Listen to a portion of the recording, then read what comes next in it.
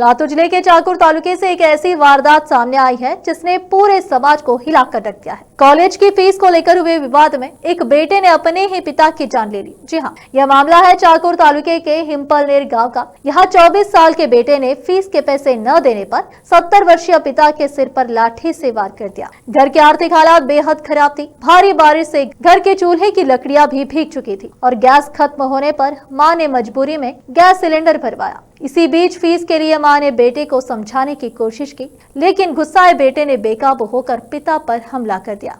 पड़ोसियों ने शोर सुनकर पुलिस पाटिल को खबर दी। घायल को ग्रामीण अस्पताल चाकुर में भर्ती कराया, लेकिन डॉक्टरों ने पिता देवीदास पांचाल को मृत घोषित कर दिया। पोस्टमार्टम के बाद शव परिजनों को सौंप दिया गया। आरोपी बेटे को पुलिस ने हिरासत में ले लिया है। फॉरेंसिक टीम, पुलिस उप अधीक्षक रविंद्र चौधरी और निरीक्षक बालाजी भंडे ने घटनास्थल का पंचनामा किया है। कॉलेज फीस जैसे मामूली कारण पर बेटे द्वारा पिता की हत्या की इस घटना ने लातूर जिले को झकझोर कर रख दिया है।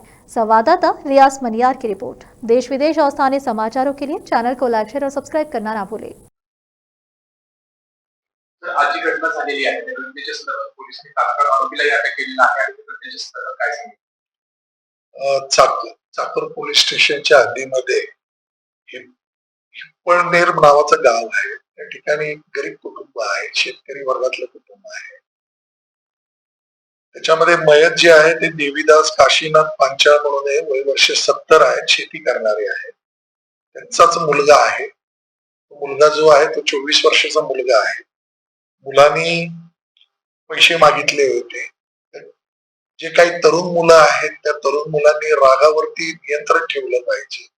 घरामध्ये भांड्याला भांड लागत असतं। कुठलंही पाऊल उचलताना आपण कायदा हातात घेतोय का याची शहानिशाच केली पाहिजे माणसांनी, आणि कुठलाही असं दुर्दैव अंत होता कामा नये। म्हणजे त्या मुलाच्या आईची चौकशी केली असता नवरा मृत्युमुखी पडलेला आहे, मुलगा जेलमध्ये गेलेला आहे आणि एकटी ती बिचारी भाजी विकते। तर असं उद्ध्वस्त होऊ नये कुटुंब, असं मी जनतेला आव्हान करतो। शांततेच्या मार्गाने आणि कायद्याचा आधार घेऊन प्रश्न मिटवा, एवढंच मी सांगतो। जय हिंद, जय महाराष्ट्र।